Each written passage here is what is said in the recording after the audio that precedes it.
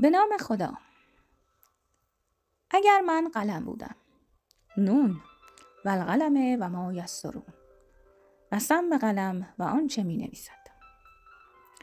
در دنیا هر کسی برای لحظه‌ای هم شده دوست دارد که کسی یا چیزی باشد. اما اگر من یک قلم بودم، دوست داشتم قلم یک دکتر می بودم که مرخصی بیمار بهبود یافته را امضا کند. یا قلم یک شاعر بودم که درباره دستان پینه بسته پدرم و از گذشت و مهربانی مادرم بسراید و من بنویسم. از بزرگی و عظمت خدا می نوشتم که چگونه انسان پیچیده را خلق کرده که در ذهن او هر آنچه می گذرد را من بنویسم. قلم یک معلم بودم که نمرات عالی دانش آموزانش را می نویسد.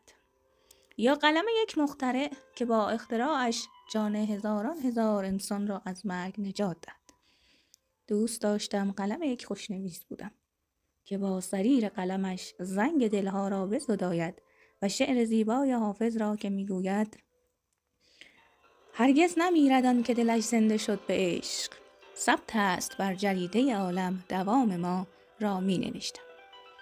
قلم آن قاضی که حکم آزادی و تبرئه شدن بیگناهی را امضا می کند. قلم کودک اول دبستانی که تمام تلاشش را می کند تا بتواند کلمه زندگی بابا و در ادامه آبداد را می نوشتم. قلم یک شیفته که برای محبوبش یادداشت می نویسد. قلم یک نویسنده که با نوشته اش سواد و علم می بخشد. قلم یک سرباز که با وجود سختی های فراق لحظات شیرینش را برای پدر و مادرش می نویسد. و در آخر قلم تقدیر.